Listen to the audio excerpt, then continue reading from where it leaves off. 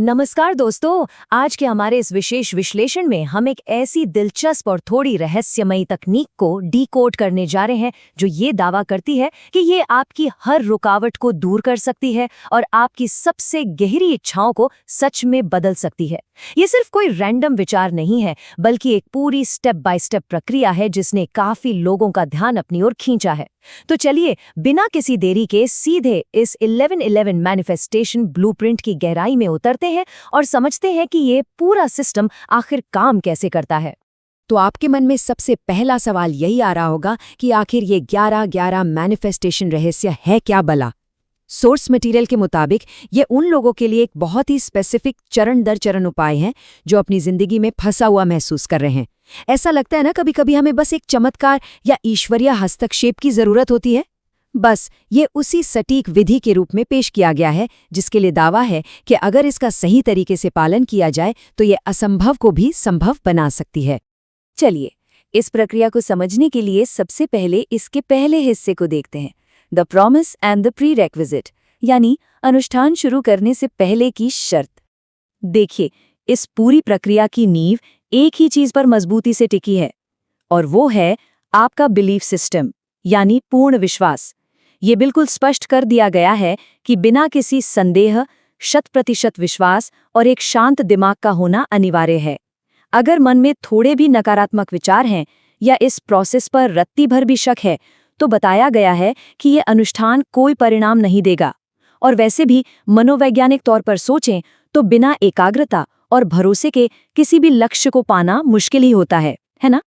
अब आगे बढ़ते हैं दूसरे अहम हिस्से की तरफ, जो है समय का महत्व।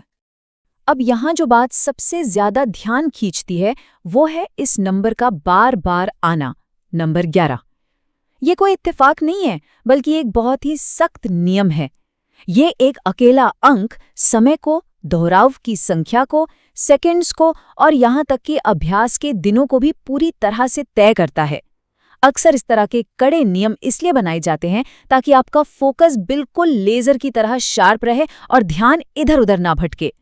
और वो स्पेसिफिक टाइम है रात के ठीक 11:11।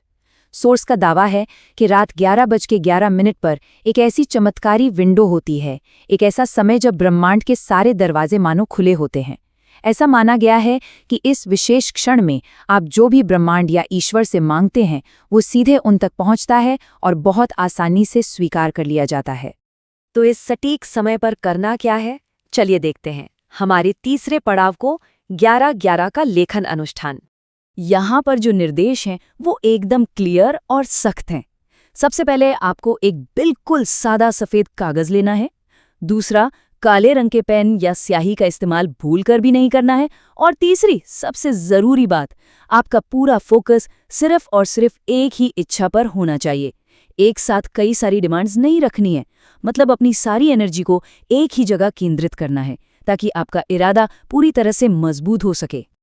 अब उस सादे कागज पर लिखना क्या है, ये बहुत दिलचस्प है। वाक्य कुछ इस तरह का होना चाहिए, थैंक यू यूनिवर्स, या हनुमान जी, या नीम करौली बाबा, मुझे मेरी मनपसंद जॉब मिल गई है। Thank you thank you thank you. आपको अपनी इच्छा ठीक 11 बार लिखनी है और वो भी एक ही लाइन में। और यहाँ नोटिस करने वाली बात यह है कि इसे ऐसे लिखना है मानो वो इच्छा पहले ही पूरी हो चुकी हो। ये असल में हमारे अवचेतन मन यानी सबकॉन्शियस माइंड को ये यकीन दिलाने का एक कमाल का तरीका है कि लक्ष्य हासिल हो चुका है। कागज पर अपनी इच्छा लिखने के बाद हम आते हैं इसके चौथे और बहुत ही आध्यात्मिक हिस्से पर, विजुअलाइजेशन और मंत्र। ये हिस्सा बहुत ही खूबसूरती से दिखाता है कि कैसे शारीरिक हरकतों का इस्तेमाल हमारे मानसिक इरादों को गहरा करने के लिए किया जाता है। आपको उस कागज को अपनी ओर 2 बार मोड़ना है, फिर उसे सीधे अपने दिल से लगाना है और अपना दाहिना हाथ उस पर रखकर आंखें बंद कर लेनी है। ये सिर्फ एक एक्शन नहीं है, बल्कि अपनी उस इच्छा को अपने अंदर तक महसूस करने का एक गहरा प्रतीकात्मक तरीका है।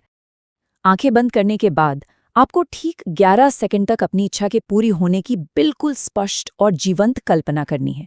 मतलब आपको अंदर से ये महसूस करना है कि जो आपने मांगा था वो सच में आपके पास है।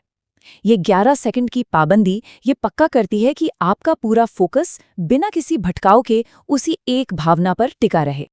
और इस विजुअलाइजेशन के तुरंत बाद आपको एक विशेष मंत्र का उच्चारण करना है। वो मंत्र है ओम अन्ते रक्षय नमः। कागज को दिल से लगाए रखते हुए आपको इस सटीक मंत्र का ठीक 11 बार एकदम स्पष्ट उच्चारण करना है। ये जो ध्वनि है और इसका जो दोहराव है वो आपकी उस मानसिक स्थिति को और भी ज्यादा स्ट्रॉन्ग बना देता है जो आपने अभी अभी क्रिएट की है। अब इस एक रात के प्रोसेस के बाद आगे क्या, चलिए समझते हैं इसके 5वें हिस्से को, 11 दिन का कमिटमेंट। आइए देखते हैं कि ये पूरा टाइमलाइन कैसे काम करता है। ये सिर्फ एक दिन का काम नहीं है। पहले दिन आपने अपनी इच्छा लिखी, मंत्र जपा और फिर उस कागज को अपने तकिए के नीचे रखकर सो गए। लेकिन दिन 2 से लेकर 10 तक आपको दोबारा कुछ लिखना नहीं है। बस हर रात उसी कागज को दिल से लगाना है, गहराई से विजुलाइज करना है और मंत्र का जाप करना है। फिर आता है 11वां दिन, जो इस आध्यात्मिक अभ्यास की आखिरी रात होती है। ये लगातार किया गया अभ्यास आपके अंदर एक बहुत ही गहरा विश्वास पैदा करता है। इस पूरे सफर में एक बहुत ही क्रिटिकल वार्निंग भी दी गई है, जिसे हम छठे हिस्से में देखते हैं, हताशा या डेस्परेशन से बचना। यहाँ बिल्कुल साफ शब्दों में बताया गया है कि आपको किस तरह का माइंडसेट चाहिए और किस तरह का नहीं। इस पूरी प्रक्रिया के लिए शांत, वफादार, धैर्यवान और पूरी तरह से समर्पित रहना बहुत जरूरी है। इसके बिल्कुल उलट, अगर आपके अंदर हताशा है, जल्दबाजी है या नेगेटिव विचार चल रहे हैं, तो ये सब आपकी राह में सिर्फ रुकावटें पैदा करेंगे और आपकी बनाई हुई सारी एनर्जी को खत्म कर देंगे। तो इस पूरी बात का सबसे निचोड़ और क्रूशल पॉइंट ये निकलता है कि सब कुछ परमात्मा के हाथों में सौंप दें। आपको यूनिवर्स की टाइमिंग पर पूरा भरोसा करना है और किसी भी तरह से रिजल्ट को फोर्स करने की कोशिश नहीं करनी है। अपना कर्म कर दिया, बस अब कंट्रोल छोड़ दीजिए। यही इस तकनीक की सबसे प्रभावशाली कुंजी बताई गई है। तो कुल मिलाकर ये तकनीक सटीक एक्शन और एक बहुत ही गहरे धैर्य का एक कमाल का मिक्सचर है।